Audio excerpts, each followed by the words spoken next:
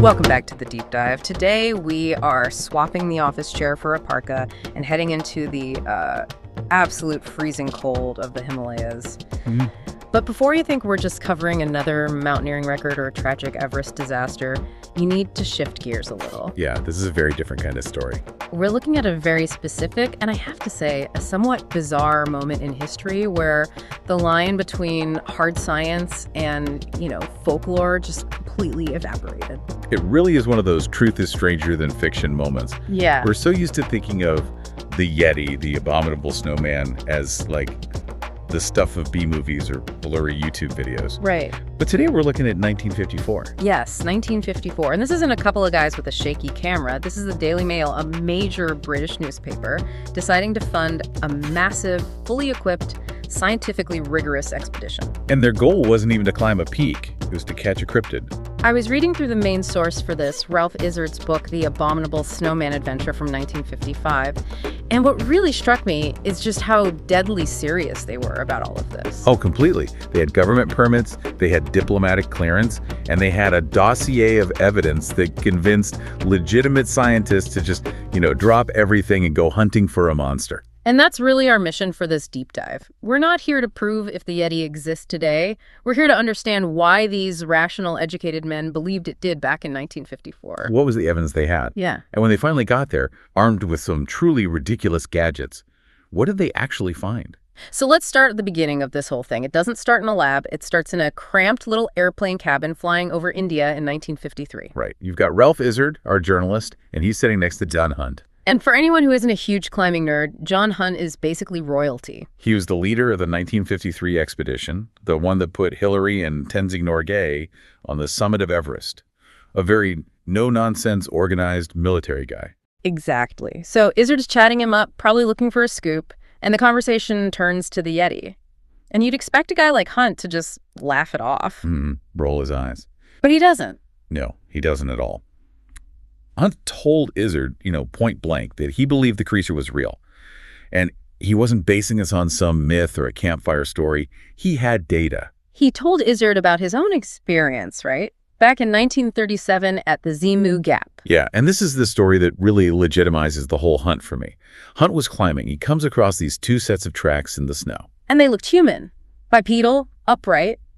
But they were at an altitude where no human would be walking around, definitely not barefoot. And the detail that he really focused on was that there were two sets of tracks. They were parallel. Sometimes they crossed each other. Which implies, what? Social behavior. Exactly. It implies a population, not just some lonely monster wandering around. And he knew for a fact there were no other climbing parties in the area. That image stuck with him for almost 20 years. He actually told Izard, and I'm quoting here, "The time has come for an expedition charged with the sole task of investigating the Yeti." That is a massive endorsement from the guy who just conquered Everest. So Izard takes this to the Daily Mail, the checkbook comes out, and they're ready to go. But then, a snag. A very bureaucratic snag. The Swiss rivalry. This is the part that, it reads like a spy thriller. Turns out, you can't just wander into Nepal and start hunting for monsters. The Daily Mail team found out a Swiss team had basically booked the entire Solakumbu district for 1954. Sounds crazy, doesn't it? That you can just reserve a mountain range, like a table at a restaurant. How does that even work? Well, the Nepalese government was incredibly strict back then. They were worried about deforestation, resource depletion, and frankly, too many foreigners just running around. So they gave out permits sparingly. Very sparingly. The Swiss claimed they were doing geological research, but Izard's sources found out that was just a cover story. They were also hunting the Yeti. They were Yeti hunting too. So now the clock is ticking. It's not just a scientific mission anymore, it's a race. And Izard has to pull all these strings. There's this diplomatic scuffle with the Prime Minister of Nepal, Mr. MP Koirala. Right, and Koirala eventually gives them access, but with these strict conditions to stay out of the Swiss zone, which added this, this layer of paranoia to the whole thing. So to beat the Swiss, Izard knew he needed a team that could move fast and, more importantly, do real science. He called them the Dream Team. And looking at the roster, it's a really interesting mix. It wasn't just a bunch of big game hunters. No, and that was smart. If they actually came back with a Yeti, they needed the scientific credentials to prove it wasn't just, a guy in a suit. So first you have Tom Stobart. He was the cameraman who filmed the Everest conquest, the guy who knows how to operate a lens at 20,000 feet while literally freezing to death. Crucial for documentation. But he was also a trained zoologist. Then you had Charles Stoner, a biologist and an anthropologist. His job was fascinating. He was there to study the culture around the Yeti just as much as the animal itself. Then there's Dr. Biswamoy Biswas from the Calcutta Museum. I love the description of him in the book. He's the guy usually surrounded by formaldehyde jars and bone fragments. He was their scientific anchor. If they found a tuft of hair, Biswas was the one who could look at it and say, that is definitely not a bear. But the character who really stands out for me is the wild card, Gerald Russell. The American. The American, a naturalist and big game hunter. But his claim to fame wasn't shooting lions. He was part of the expedition that captured the first live giant panda. Which is such a perfect parallel, isn't it? We forget that for a long time, the panda was basically a myth in the West, a rumor of a black and white bear. So Russell was the guy you called when you wanted to catch an animal that science said didn't exist. He brought that practical, boots-on-the-ground tracking experience. So you have this team, but let's talk about what they're actually looking for. I think we need to address the name, the abominable snowman. Right. The most successful and totally inaccurate headline in history. And the team knew this. They knew abominable was a mistranslation. The Tibetan term is Medo Kangmi. Kangmi just means snowman. But mito, that's the key part. It doesn't mean abominable. Izzard says it translates closer to man-bear. The whole abominable thing came from a journalist named Henry Newman in 1921. He interviewed some porters, they said mito, and he mistranslated it as filthy or disgusting. And since the filthy snowman doesn't have quite the same ring to it, he changed it to abominable. He even admitted later he just did it to sell the story. But the 1954 team was looking for the Mito Kangni, a biological creature. And they had a whole dossier of sightings to back this up. Some of them are genuinely terrifying. The story from Tenzing Norgay's father is the one that really gets me. It's a classic. His father was herding yaks, and he claims a yeti appeared, reddish-brown hair, conical skull, and very aggressive. It didn't just walk by, it besieged the hut. Besieged is the right word. He jumped on the roof and started tearing it apart to get inside. And his dad had to light a fire with damp wood and throw chilies on it to create this awful choking smoke just to drive it away. It paints a picture of an animal that's intelligent, strong, and not really afraid of people. Then you have the more clinical accounts, like N.A. Tombazi in 1925. He was a fellow of the Royal Geographical Society, so a credible witness. And he saw a figure at 15,000 feet, naked, upright, just pulling up rhododendrons. Foraging, a key biological detail. It wasn't haunting the mountain, it was looking for lunch. And he went down to the spot and found these prints, 6 or 7 inches long, that looked unmistakably human. But the real smoking gun, the evidence that got the Daily Mail to sign the checks, were the Eric Shipton photos from 1951. The iconic images, a footprint in the snow, an ice axe next to it for scale. But it wasn't just the size. The scientists were fixated on the anatomy. The toe, right? The toe. The print showed a broad, separated big toe, like a thumb. Which suggests a primate foot, a grasping foot. Exactly. A bear's toes are all in a line. A separated thumb toe screams ape. But there was another detail in Shipton's report that the expedition obsessed over. The jump. This is where the physics come in. Shipton followed the tracks to a crevasse. A 3-foot gap. Not huge. Yeah. But the landing was what mattered. Right. On the landing side, the tracks showed the toes had dug deep into the snow to get a grip. Which tells you 2 things. 1, it's agile. And 2, it's bipedal.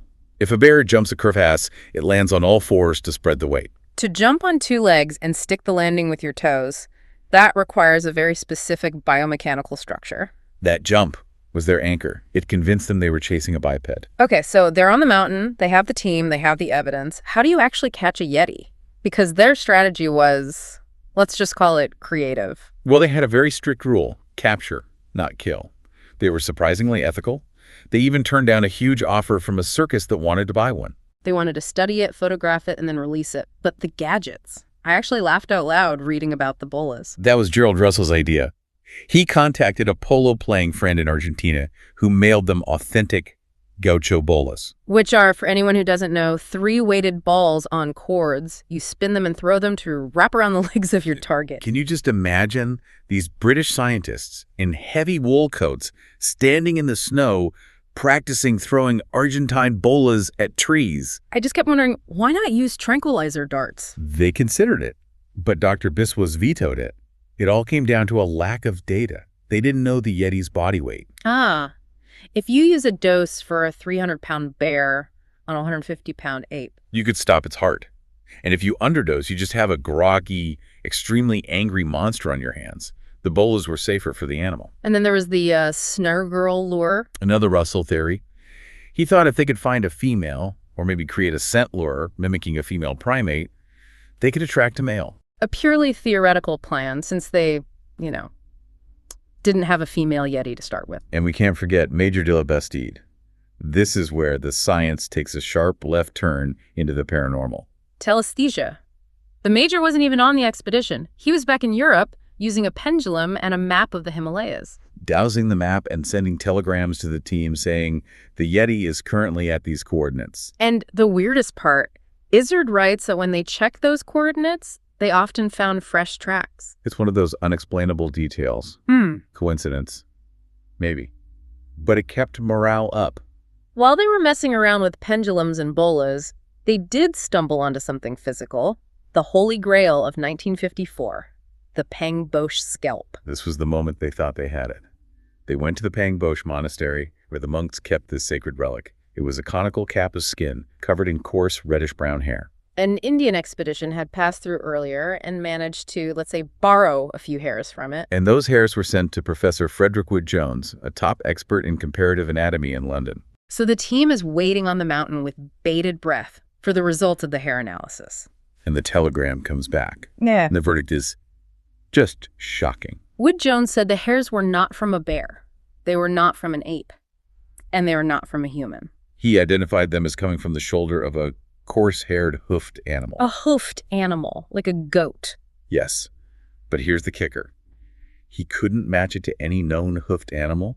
So the team didn't see this as a failure. They thought, aha, the Yeti isn't an ape.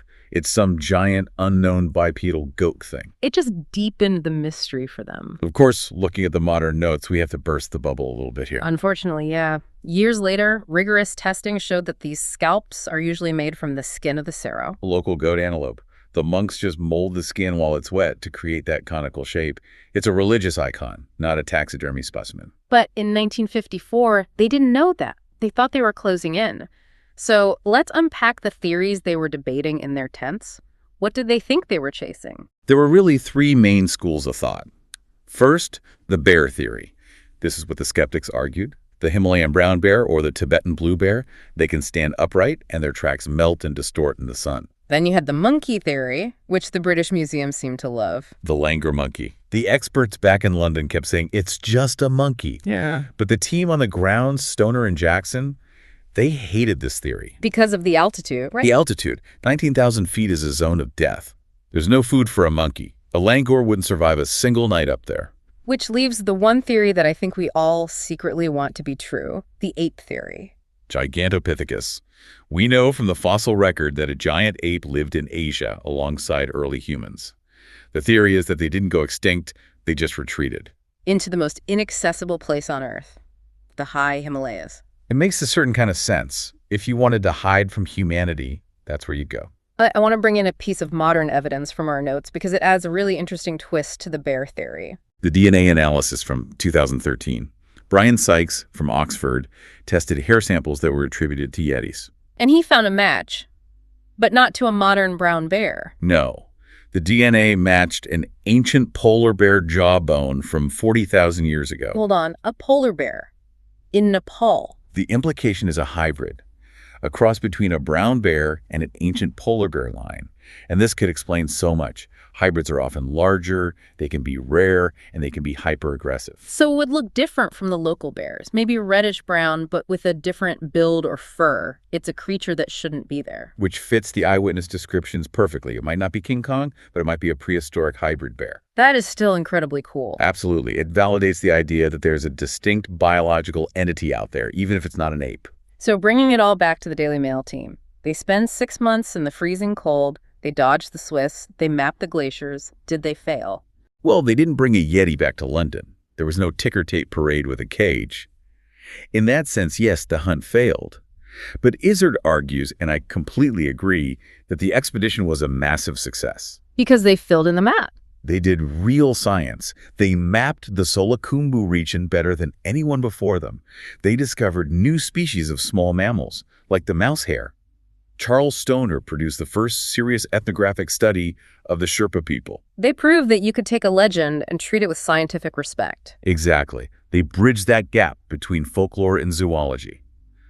They didn't find the monster, but they proved the search itself was valid. And that search continues. That's the thought I want to end on. We have satellites, we have drones, we have thermal imaging, and yet people still see tracks. That's the beauty of the Himalayas. The scale is just so massive.